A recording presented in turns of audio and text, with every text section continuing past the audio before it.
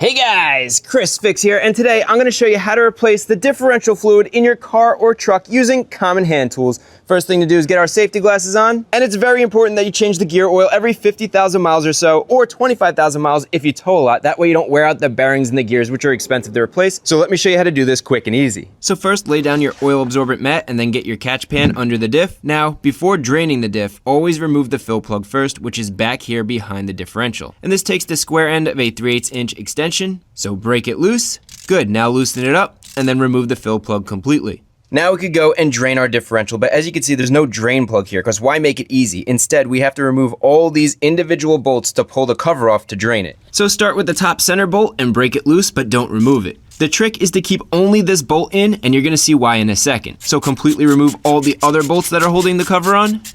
Good. Now get a small pry bar and carefully wedge it between the cover and the differential, making sure you don't gouge the surface, which could cause a leak. Then you wanna pry on the lid to pop it loose. Perfect. Now do the same thing on the other side, and notice how the top loose bolt holds the cover so it doesn't come flying off while we're prying this, which could make a huge mess. Good, and with most of the diff fluid drained out, now we could unscrew the top bolt and let's remove the cover completely.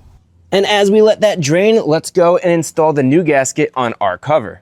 And first, we need to remove all the old gasket material to make the mating surface nice and clean. And I'm using a plastic razor instead of a metal one, which works great because you can't damage the mating surface by accident, which would create a leak. So scrape away around the differential cover, making sure to remove all the big chunks of old gasket material, then grab a scouring pad and rub away at that thin layer of gasket left behind. If you want, use some acetone or brake cleaner with the scouring pad, and that'll make it a lot quicker and easier to clean off. Now we need to do the same thing on the differential side as well, so cover the gears with a towel, that way you don't get any dirt inside here. Now I'm going straight to using a scouring pad because the mating surface here doesn't have any big chunks of old gasket. So clean around the entire differential down to the shiny metal, and with that clean, remove the paper towels. Now let's add the gasket. Actually, real quick, let's clean this up.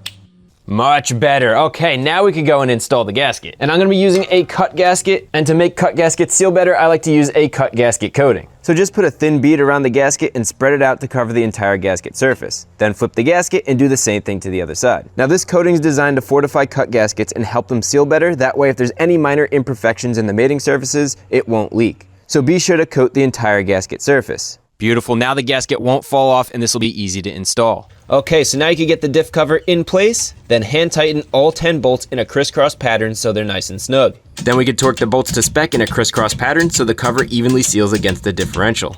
And finally, the last thing to do is pump the gear oil into the diff. The owner's manual says to use 2.5 quarts of 80W90, and you'll know it's full when the gear oil starts spilling out of the fill hole, like that.